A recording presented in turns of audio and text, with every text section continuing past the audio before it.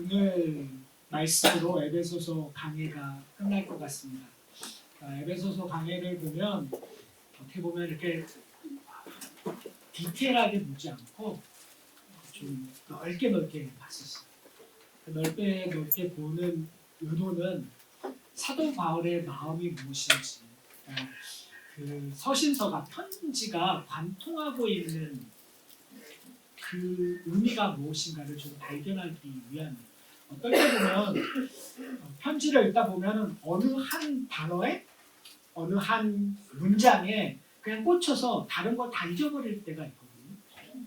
근데 제가 에베소서를 강의하면서 제가 여러분들한테 원했었던 것은 뭐냐면 사도 바울이 에베소 교회에 향한 마음들, 어쩌면 저희가 지난 4년 동안 교회가 세워지고 또 저희들에게 지금 이때 들어야 하는 하나님의 마음이 무엇인가를 이 에베소서 강의를 하면서 설교하는 저나 듣는 여러분들이 함께 발견하기를 소원했습니다.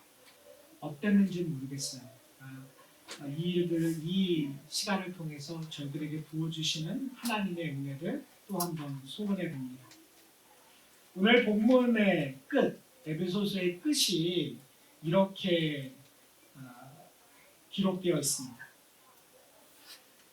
22절에 보면은요, 우리의 사정을 알리고 또 너희 마음을 위로하기 위하여 내가 특별히 그를 너희에게 보냈노라. 아버지 하나님과 주 예수 그리스도로부터 평안과 믿음을 겸한 사랑이 형제들에게 있을지어다. 사도 바울이 에베소 교회에게 사람을 보내어 이야기하고자 하는 것이 있었어요. 그것이 뭐냐면 아버지 하나님과 주 예수 그리스도로부터 평안과 믿음이 겸한 사랑이 너희에게 있기를 원한다. 여러분 평안하십니까? 여러분은 사랑을 나누고 계십니까? 여러분 평안하다는 말, 피스하다는 말 어떻게 느끼세요? 저는 그냥 저번에도 말씀드렸지만 아무 걱정 없는 것이 평안하다고 생각할 때가 많은 것 같아요. 돈 걱정 안 하고 건강 걱정 안 하고 자식 걱정 안 하고 그러면 평안한 거 아닌가요?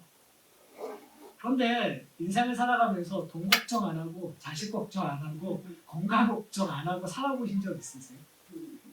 근데 살면서 뭐 여행을 가는 내가 돈에 여유가 있어서 뭐 한 일주일 정도 하와이 가서 그 하와이 비치에서 이렇게 누워 있어서 아무 생각 없이 아무 상관 없이 맛있는 음료수와 함께 누워 있는 경험. 그럼 그거 동경하시잖아요. 그런 것이 내 인생 속에서 한 번쯤 있었으면 좋겠다. 그리고 그런 것들을 경험하면 그래 삶이 이런 거야, 인생이 이런 거야 라고 여러분들 얘기하실 수 있잖아요. 근데 성경이 얘기하고 있는 사도 바울이 지금 얘기하고 있는 이 평안, 사랑이라는 것이 과연 그런 것일까요? 만약에 그런 것이라면 저희가 에베소서를 잘못 읽었어요. 왜 그러냐면 지금 에베소서를 쓰고 있는 사도 바울이 그런 평안한 가운데서 편지를 쓰고 있는 거예요. 지금 사도 바울이 어디 휴가 가서 에베소 교회에 야 내가 지금 휴가를 너무 잘 왔는데 아니면은 지금 그가 그렇게도 원했던 미션 성교를 떠나서 그 성교를 너무너무 잘하고 있는 거예요. 그래서 그것 때문에 인생의 모든 행복이 그가 경험했기 때문에 에베소 교회에게 내가 지금 이렇게 하나님이 부어주신 큰 은혜, 큰 업적을 내가 눈으로 보고 있어서 너에게 그걸 나누고 싶어. 이렇게 지금 편지를 쓰고 있나요? 아니요. 지금 사도 바울은 어디에서 이 편지를 쓰고 있죠? 감옥에서 갇힌 자로서 편지를 쓰고 있다. 그런데 지금 사도 바울이 얘기하고 있는 것이 뭐냐면은 평안을 얘기하고 기쁨을 얘기하고 사랑을 얘기하고 은혜를 얘기하고 우리가 생각하고 있는 평안, 노후 대책, 우리가 생각하고 있는 그 자식 농사 짓는 거 이런 거와 지금 에베소에서 그 사도 바울이 얘기하고 있는 것은 완전히 다른 얘기죠. 그렇다면 여러분 사도 바울이 얘기하고 있는 얘기는 도대체 뭘까요? 과연 우리는 사도 바울의 평안을 누리고 있나요? 여러분 누리고 계세요? 문제는 뭐냐면 우리가 누리고 있는데 그걸 인지하지 못하고 있다는 거예요. 왜요? 세상으로 눈으로 봤었을 때에는 고난이고 환난이고 어려움이기 때문에, 세상의 눈으로 봤었을 때는 별 볼 일 없는 삶이기 때문에, 세상의 눈으로 볼 때는 한심한 인생이기 때문에. 근데 지금 사도 바울이 얘기하는 것은 뭐냐면 그것은 마귀의 관계라고 합니다. 마귀가 우리에게 잘못된 거짓 뉴스를 지금 보내고 있다라는 거예요. 그러니 너희는 속지 말라는 거예요. 깨어있으라는 거예요. 10절을 보면은 끝으로라고 얘기해요. 그러니까 지금 사도 바울이 권면하는 마지막, 중요할까요? 안 중요할까요? 중요하겠죠. 그렇죠? 그러니까 편지를 쓰고 있는데 이쯤에서 편지를 끝내야 돼요. 끝내는데 마지막 하고 싶은 말을 더 하고 싶은 거예요. 그래서 지금 끝으로 얘기하는 것이 뭐냐면 너희가 주 안에서 그 힘의 능력으로 강건하여지고 마귀의 관계를 능히 대적하기 위하여 무엇을 입으라고요? 전신갑주를 입으래요. 그런데 누구의 전신갑주를 입으라고요? 하나님의 전신갑주를 입으라고요. 하나님의 전신갑주를 입는 이유는 뭐냐면 우리가 강건하여지고 그리고 마귀의 관계를 능히 대적하기 위함입니다. 그러니까 지금 세상이 정의하고 있는 것, 세상이 정의하고 있는 부요함, 세상이 정의하고 있는 행복함, 세상이 정의하고 있는 건강, 세상이 정의하고 있는 도덕적인 행복, 이런 모든 것들은 대부분 성경과 대치될 때가 많아요. 여기서 대치된다는 건 정반대를 얘기하는 것이 아니라요. 약간 트위스트 시킵니다. 사탄의 진리는 99%가 맞을 때가 있어요. 근데 1%가 틀려요. 여러분 99%가 틀리고 1%가 맞으면 여러분 분간하기 쉬울까요? 어려울까요? 쉽죠. 근데 마귀는 그렇게 어리석게 우리를 깨지 않아요. 유사 그리스도, 유사 기독교, 유사 복음을 우리에게 얘기하는데 진리와 확실한 것과 진짜와 너무너무 비슷한 짝꿍이에요. 가짜. 그래서 지금 사도 바울은 자기의 모든 힘을 다해서 얘기하고 있는 거예요. 너희가 강건해져야 된다. 너희가 마귀의 대적에 마귀에게 능히 대적하는 능력을 가져야 된다. 근데 그 능력이 어디서부터 온다고요? 우리로부터 오는 것이 아니라 오늘 마지막 끝으로 강조하는 것이 뭐냐면 주 안에서와 그의 큰 힘의 능력으로 온다. 그러니까 우리가 모든 것을 정리해야 되는데요. 그것이 뭐냐면 내 사고의 체계, 내 가치관의 체계, 내 세계관의 체계가 지금 어디에 속해 있느냐. 사도 바울은 끊임없이 우리에게 지금 너희가 갖고 있는 이 마귀가 왕노릇하는 곳에서 떠나서 하나님이 왕노릇하는 곳으로 옮기라는 거예요. 그것은 뭐냐면 도덕적인 기준, 너희가 갖고 있는 가치관의 기준, 너희가 갖고 있는 세계관의 기준, 너희가 보는 미적인 관심, 이 모든 것들이 세계관, 마귀가 다스리고 있는 곳으로 떠나 하나님이 다스리는 곳으로 옮기라는 거예요. 그렇다면 부유함의 척도가, 부유함의 기준이 틀려지는 거예요. 미적인 기준이 틀려지는 거예요. 여러분이 갖고 있는 건강의 기준이 틀려지는 거예요. 여러분이 갖고 있는 행복의 기준이 틀려지는 거예요. 근데 그 기준이 어디로부터 오느냐? 사람의 생각으로부터 오는 것이 아니라는 거예요. 사람의 경험으로부터 온다는 것이 아니라는 거예요. 그것은 누구로부터 오느냐? 하나님으로부터 온다. 지금 사도 바울은 그 인생의 전체를 통해서 그걸 경험했어요. 담에색 두상에서 하나님을 만나기 전과 후가 완전히 틀려진 거죠. 그 전에는 유대교가 가르쳤던 그 자신이 목숨 걸고 있었던 그것들이 완전히 하루아침에 구원하신 예수 그리스도를 만나는 순간 완전히 바뀌어졌어요. 그리고 그 인생은 완전히 달라진 거죠. 근데 그는 행복하다고 해요. 그는 기쁘다고 해요. 어디까지요? 돌에 맞아 죽는데도요. 어디까지요? 감옥에 갇혔는데. 사랑하는 성도 여러분, 저는 여러분들이 그런 신앙을 가졌으면 좋겠어요. 저도 그런 신앙을 가졌으면 좋겠어요. 그 신앙은 지금 사도 바울이 에베소서를 통해서 끊임없이 얘기했던 세월을 아끼라, 악한 때니라, 여러분, 오늘이 마지막이에요. 여러분과 제가 만나는 날이 오늘이 마지막일 수 있어요. 안 그럴 것 같죠? 몰라요. 그러니 우리가 어떻게 해요? 깨어 있어요. 그러니 지금 하나님 앞에 예배드리는 것이 내 인생의 가장 소중한 시간이 되어야 돼요. 내가 하나님 앞에 찬양 드리는 것이 가장 큰 기쁨이 되어야 돼요. 내가 하나님 앞에 봉사하고 서브하는 것, 봉사하고 하나님을 섬기는 그 일들이 내게 큰 기쁨이 되는 이유는 오늘이 그리스도로 말미암아 마지막일 수 있습니다. 사도 바울은 그 마음으로 우리에게 오늘 본문에서 이야기합니다. 하나님의 전신갑주라. 전신갑주는 뭘까요? 싸움할 때 쓰여지는 거잖아요. 그러니까 이제 우리가 기억해야 될 것이 뭐냐면 평안함은 그냥 빛에서 누워있는 평안함이 아니라 전쟁이에요. 영적 전쟁. 그러니까 우리가 생각하는 거 완전히 틀리죠. 평안함은 아무것도 안 하는 것이 아니라 나태해서 있는 것이 아니라 전쟁이라는 급박성이 있다는 거.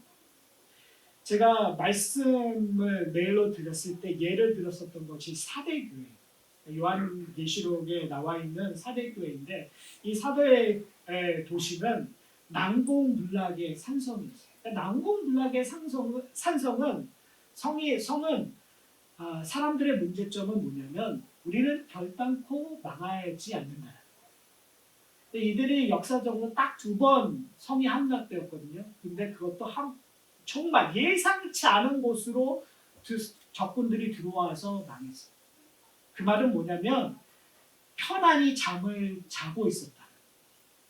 그날, 망하는 그날. 이 사대 도시의 특성 중 하나가 뭐냐면 이 그러니까 요한계시록을 쓸 당시에 지진으로 도시가 완전히 붕괴됐었거든요. 그리고 나서 도시를 다시 재건하면서 황제의 신전이 들어서는 도시가 되었어요. 황제의 신전이 들어선다는 의미는 상업적으로 엄청나게 활성화된 도시라는 거예요. 경제적으로 부유한 도시라는 거죠. 그런데 성경은 뭐라고 얘기하냐면 사대교회를 이렇게 얘기해요. 내가 내 행위를 아노니 내가 살았다는 이름을 가졌으나 죽은 자다. 다른 말로 얘기하면 너희가 겉모습은 살았지만 너희 속은 죽었다. 너는 육체적으로는 살았지만 영적으로 죽었다는 얘기예요. 사랑하는 성도 여러분, 저희의 모습을 좀 살펴봤으면 좋겠어요. 우리의 모습들은 어떻게 보면 평안하다. 나 구원받았어. 나 예수 믿고 구원받았으니까 나 천국 갈 거야. 그리고 나서 나는 이제 난공불락이야. 나는 아무것도 안 해도 돼. 라고 우리는 살아갈 때가 종종 있는 거예요. 그러다 보면 우리가 어떻게 되냐면 영적 대응, 영적으로 정말 무너져 있는, 아무것도 안 하고 있는 모습들이 비춰질 때가 있어요. 왜요? 내가 얻을 거 다 얻었으니까. 그리고 또 하나는 뭐냐면 그러다 보면 다른 거에, 다른 부유함에 우리는 쉽게 넘어져요.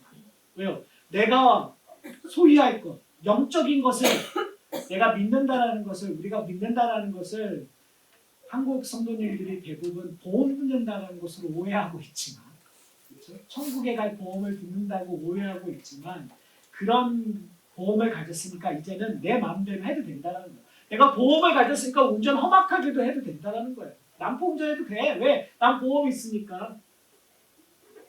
나는 집 보험, 화재 보험 들었으니까 내가 불장난 해도 돼. 이런 모습들이 우리 신앙 안에 있어요. 그래서 나는 예수 믿고 천국 갈 거니까 이제는 이 세상에서 내 마음대로 살면 돼. 내가 세상이 원하는 대로 세상의 부유를 추구하고 세상의 행복을 추구하고 살아도 돼. 라고 우리를 정당화할 때가 있단 말이에요. 근데 지금 사도 바울이 얘기하고 있는 것은 뭐냐면 그 모습은 너희가 겉으로는 살았는데, 겉으로는 살아있다고 하는데 실상 너희는 죽은 자라고 얘기하고 있는 거예요. 사랑하는 성도 여러분, 저희는 이 말에 귀를 기울여야 돼요. 왜 그러냐면 이 말을 귀를 기울이지 않는다면 영적 전쟁이 시작되지 않아요. 태평 태평하다, 태평하다, 평안하다, 평안한데 무슨 갑옷을 왜 입으세요? 귀찮게. 안 그러나요? 여기서 얘기하고 있는 갑옷은 그 멋있는 유니폼이 아니에요. 전투 무장하는 거예요. 여러분, 우리가 영적 전쟁이 아니라면 내가 이거를 통하여 하나님이 원하시는 목적, 하나님이 나에게 원하는 싸움이 있다는 걸 인지하지 않는다면 그냥 사시면 돼요.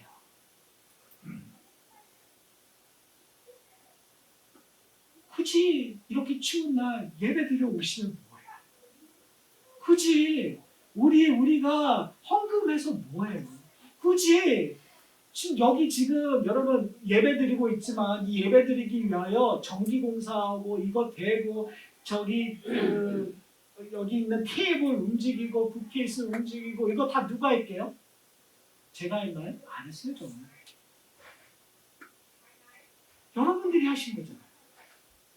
몇몇 분들이 봉사하고 섬김으로 하셨단 말이에요. 왜 하세요? 그냥 영적 전쟁이 아니고 그냥 그렇게 살아도 된다면 그걸 할 이유가 없잖아요. 근데 하는 이유가 뭐냐는 말이에요. 그것은 하나님의 나에게 교회 공동체를 위하여 섬기게 한 이유가 있단 말이에요. 그를 통하여 우리에게 주어지는 기쁨이 있기 때문에 그 일을 하는 거잖아요.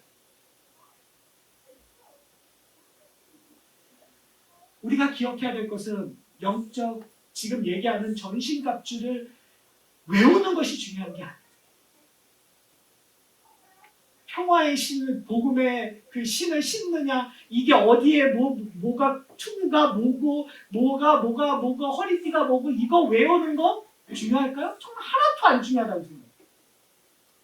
궁금하시면 오늘 본문 찾아서 읽으시면 돼요. 그리고 찾아서 읽으실 때 그 의미는 너무나 간단해요. 보세요. 진리 허리띠. 충분히 여러분들 국어만 아시면 충분히 의미를 아실 수 있어요. 구원의 방패, 의의 오신경, 평안의 복음을 준비하는 신, 믿음의 방패, 성령의 검. 그리고 설명까지 해줬어요. 성령의 검은 뭐라고요? 곧 하나님의 말씀이라고 설명까지 해석까지 우리에게 확실하게 해주셨어요. 중요한 것은 이것을 외우고 아느냐가 중요한 것이 아니라 이 전신갑주를 왜 입느냐가 중요하지 않을까. 사도 바울은 지금 감옥에서 평안함을 하나 사랑의 은혜를 너희들이 풍요롭게 누리기를 원한다고 하면서 지금 전신갑주를 입으라고 얘기하는 거예요. 왜요? 싸워야 되니까요. 세상과 싸워서 이겨야 그래야 하나님으로부터 주는 그 평안함을 사랑의 은혜를 우리가 풍성히 누릴 수 있으니까요. 근데 우리는요, 오늘 본문을 들으면 우리 생각 뭐 하는지 아세요? 그래, 내가 얼마나 열심히 노력해서 진리의 허리띠를 묶어야지? 여러분, 허리띠 사이즈가 얼마큼이세요? 패션하면 이 허리띠도 굵은 허리띠, 아니면 금 허리띠, 그렇죠? 여기 중얼중얼 다는 허리띠. 내가 진리를 나는 이만큼 알아. 하나님의 진리를 위해 내가 이만큼 헌신했어. 의에 오신겨. 나는 이렇게 하나님이 보시기에 합당한 삶을 살고 있어. 삐까뻔쩍. 이거 광이 나도록 이렇게 닦아야 돼요. 왜요? 내가 내 보이고 싶은 것들이 있어요. 사랑하는 성도 여러분, 정말 그 이야기를 지금 하고 있는 건가요? 이 전신갑주는 장식품이 아니에요. 이걸 안 하면 전쟁에서 싸워서 죽어요. 이거 안 하면 보호받을 수가 없어요. 사느냐 죽느냐의 문제를 지금 사도 바울이 우리에게 얘기하고 있는 거예요. 내가 지금 어디에서 무엇을 하고 있느냐? 내가 지금 감옥에 쌓여서 너희들이 나를 애타게 불쌍히 여길 수 있지만 난 전혀 그렇지 않다라는 거예요. 하나님께서 나에게 전신갑주를 입게 하셔서 지금 나는 기쁨 속에서 너희들에게 편지를 쓰고 있다는 거예요. 사랑하는 성도 여러분, 우리가 지금 비교해야 될 것이 있어요. 내가 만드는 전신갑주. 여러분, 여러분의 힘으로 마귀의 관계를 이길 거라고 생각하세요? 저의 힘으로 마귀와 싸우면 제가 이길까요? 마귀가 이길까요? 잘 대답하세요. 제가 마귀와 사탄과 싸우면 제가 몇 번 정도 이길 수 있을 것 같아요? 100점? 100점. 성경 지식으로도 제가 사탄을 못 이겨요. 능력으로 뭐 기적을 베푸는 것? 제가 무슨 기적을 베풀어요? 제가 가장 안타까운 게 뭐냐면 우리 성도님도 아프시다는데 감기 걸리셨다는데 제가 감기 귀신 하나 못 쫓아요. 뭐 귀신 놈을 가르치면 감기로 귀신이라고 얘기하는데 그 귀신 하나 못 쫓는 목사인데 사탄하고 귀신의 왕 중에 왕이라는 귀신하고 싸워서 제가 이기겠어요? 지겠어요? 저요? 백전백패예요. 근데 성경에서 얘기하고 있는 것이 뭐냐면 제가 귀신과 싸우면 이긴대요. 제 힘으로 이기는 것이 아니라 제 능력으로 이기는 것이 아니라 무엇을 입었을 때요? 하나님의 전신갑주를 입었을 때 이긴다고 얘기해요. 아니 이겼다고 선포하고 있어요. 여러분 이거 엄청난 기적 아니에요? 이거 엄청난 비밀 아니에요? 엄청난 기쁨 아니에요? 승리가 개런티된 전신갑주를 지금 하나님께서 우리에게 주신다고 약속하고 있어요. 여러분 입어야 될까요? 안 입어야 될까요? 다시 질문해야 될까요? 여러분 입어야 될까요? 안 입어야 될까요? 근데 입기 전에 하나 해야 될 게 있어요. 오늘 본문은 참 재밌어요. 한국 성경은 하나님의 전신갑주를 입으라 그리고 13절에 하나님의 전신갑주를 취하라고 얘기했어요. 영어 성경은 풀어 똑같이 입으라 입으라예요. 뭘 기억나게 할까요? 뭘 벗어버리고 뭘 입으라고 얘기했어요. 옛사람을 벗어버리고 새사람을 입으라고 얘기했죠. 옛 본성을 벗어버리고 새 사람 곧 예수 그리스도를 입으라고 사도 바울이 지금까지 끊임없이 얘기했어요. 우리가 하나님의 전신갑주를 입기 위해서는 뭘 버려야 돼요? 옛 본성들을 벗어버려야 돼요. 옛 사람들을 벗어버려야 돼요. 죄의 정욕들, 우리가 사탄이 원하는 것들을 벗어버리는 일들을 해야 돼요. 그리고 뭘 입으라고요? 새 옷을 입으라는 거예요. 새 사람을, 새 그리스도를 입으라는 거예요. 재밌는 것은 제가 그 이야기를 하면서 말씀드렸죠. 옛 본성을 우리에게 너무나 맞죠. 테일러메이드. 하나도 불편하지 않아요. 참 재밌죠. 죄라는 것이 꼭 똑같은 죄만 줘요. 편하니까. 그런데 이 새 옷, 새 사람, 전신갑주는 하나님의 전신갑주는 여러분 편할까요? 이거 여러분 그 다윗이 참 재밌는 게 뭐냐면 또 하나 재밌는 것은요. 하나님의 구약에서 이렇게 무장하라고 얘기한 적이 별로 없어요. 심지어 왕들은요. 말을 타거나 그리고 왕들의 무기가 많으면 하나님이 싫어하세요. 히스기야 왕은 바벨론 사신이 왔었을 때 무기고와 성전의 보물들을 보여주고 나서 하나님이 심판이 임할 것이라는 것들이 선포되었어요. 여러분 다윗이 골리앗과 싸웠을 때 다윗이 그 갑옷을 사울의 갑옷을 입고 얼마나 보기 힘했어요. 불편했어요. 그래서 결국은 어떻게 나가요? 주약돌, 맷돌 2개를 가지고 나가는 거예요. 왜요? 구약에서 왜 그런 모습으로 하나님의 사람이 전투하는 모습을 그릴까요? 전투는 누구의 것이기 때문에 왕의 것이 아니에요. 싸움은 하나님의 것이기 때문에 전쟁은 하나님의 것이기 때문에 하나님이 나가서 싸우시는 거예요. 근데 오늘 본문에서는 우리로 하여금 무장해제하지 않고 뭘 하라고요? 입으라고 얘기하는 거예요. 이 의미를 저희가 이해하셔야 돼요. 지금 내가 하나님의 전신갑주를 입는다는 것은 나의 모든 것을 무장하지 않는 거예요. 나의 능력을 해제하는 거예요. 내가 갖고 있는 가치관, 내가 갖고 있는 세계관, 내가 갖고 있는 행복의 기준을 무장해제해버리는 거예요. 그리고 무엇으로 채우는 거예요? 하나님의 것으로 채우는 거예요. 하나님의 의로, 하나님의 구원으로, 하나님의 믿음으로 성령을 통하여 그것을 채우는 일, 바로 그것이 지금 사도 바울이 우리에게 요구하고 있는 거예요. 사랑하는 성도 여러분, 새 사람이 된다는 것, 하나님의 전신갑주를 입는 거예요.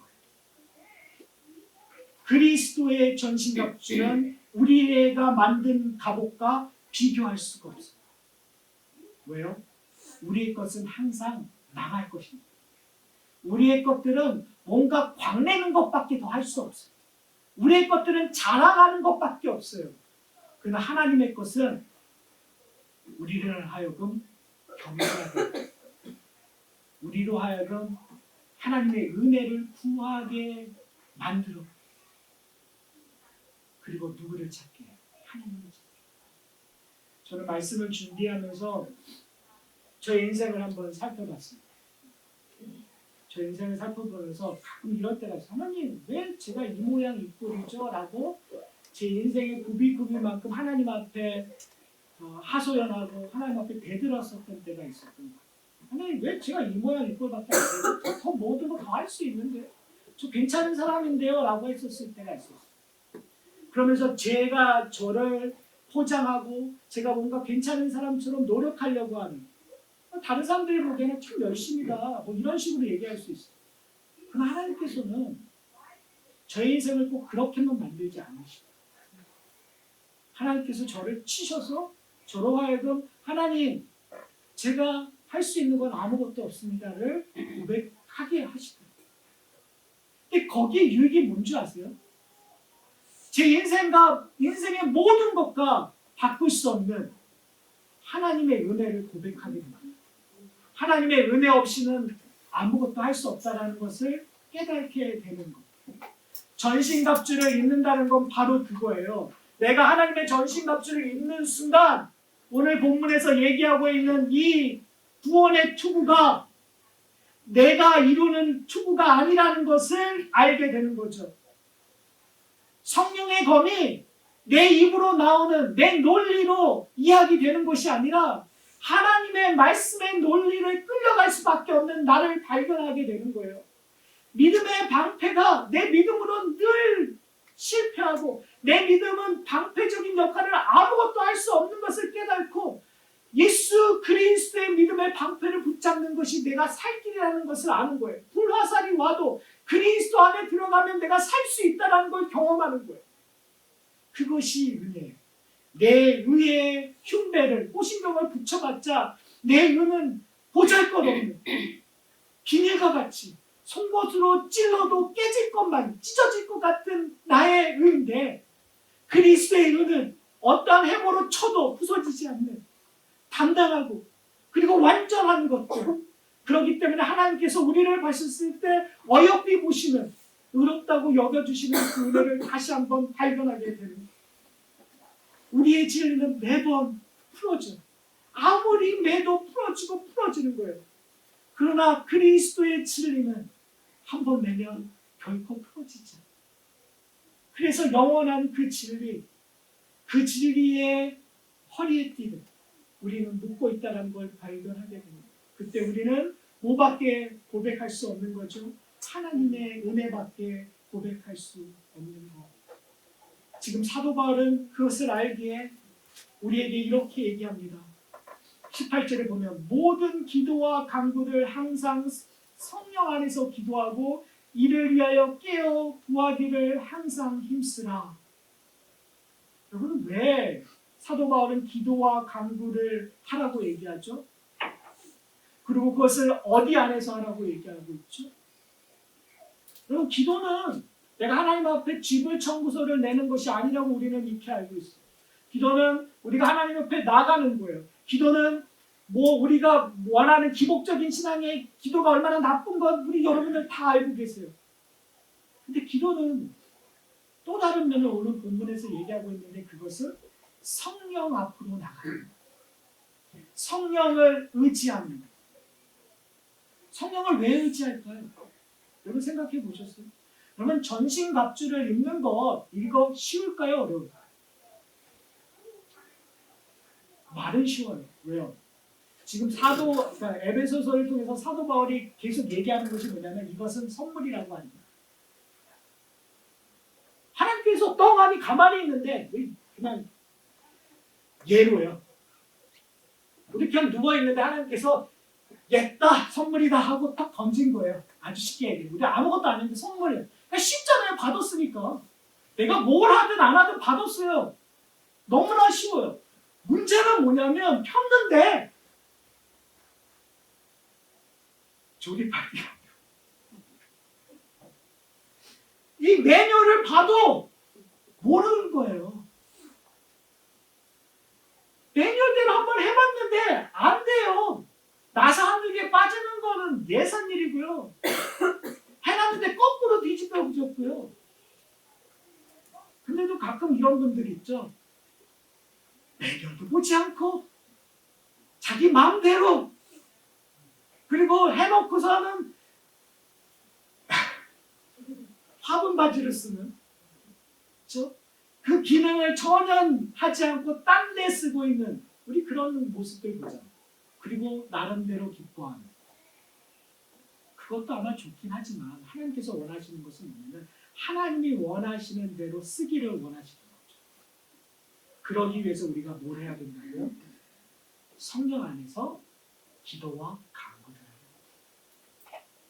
우리의 기도의 내용은 아까 얘기했었던 어떻게 구원의 투구를 사용할 건지 우리가 어떻게 복음의 평화의 신을 어떻게 신고 걸어 다닐지를 진리의 허리띠를 어떻게 우리가 굳건히 낼지를 어떻게 할 수 있어요?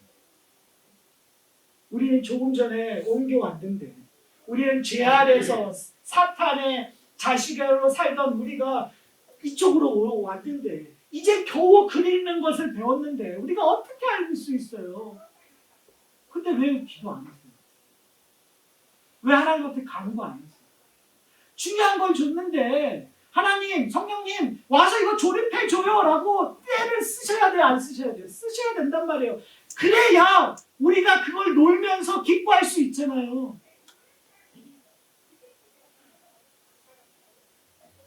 참 편안하게 사시는 것 같아요. 됐어, 나 그냥 누워있을게. 근데 그것을 오늘 본문에서는 영적 게으름이라고 얘기해요. 그래서 우리는 뭐 해야 돼요? 하나님 앞에 기도해야 돼요. 간구해야 돼요. 성령께서 우리를 도와주십시오. 깨어있어서 분별하라고 얘기했잖아요. 하나님을 본받는 일, 그리고 하나님이 기뻐하시는 것이 무엇인지 너희가 분별하는 일, 시험하는 일, 그리고 빛의 자녀로 살아가는 일, 이게 다 연결되었어요. 그걸 제대로 하기 위해서 하나님께서 여러분에게 전신갑주를 주신 거예요. 그리고 요구하는 것이 뭐냐면 SOS를 좀 쳐. AS 서비스를 좀 사용해. 가만히 있지 마라. 너 커스터머 서비스에게 전화해. 제가 아들을 키우면서 답답한 게 뭐냐면 뭘 사놓고서 이제 안 되면 아니 됐어 나도 이래요. 아니 전화 걸면 되는데 커스터머 서비스한테 전화해서 물어보고 하면 고칠 수 있는데 해결해 주는데 꼭 그걸 안 해요. 여러분 우리에게 이게 조금 예니까 잘 이해하세요. 우리에게 커스터머 서비스는 누구라고요? 성령 하나님. 우리에게 애프터 서비스 해주시는 분은 누구라고요? 성령 하나님. 우리에게 와서 도와주시는 도우미는 누구시라고요? 성령 하나님. 예, 정말 그런 식으로 성령 하나님을 이해하시면 안 되지만 부르셔야 돼요. 근데 오늘 본문의 핵심은 제가 여러분들하고 정말 나누고 싶은 것은 그 후반부예요. 18절 후반부에 여러 성도를 위하여 뭐하라고요? 구하라. 나 혼자만 위하여 구하는 것이 아니라 여러 성도들을 위하여 구하라고 얘기했어요. 사랑하는 성도 여러분, 이 하산학 교회 공동체는 나만의 신앙을 위해서 하나님 앞에 기도하는 공동체가 되지 않았으면 좋겠어요. 옆에 있는 사람들을 위하여 구합니다. 뭘 구하셔야 되죠? 저 사람 로또 맞게 해주십시오라고 구해야 돼.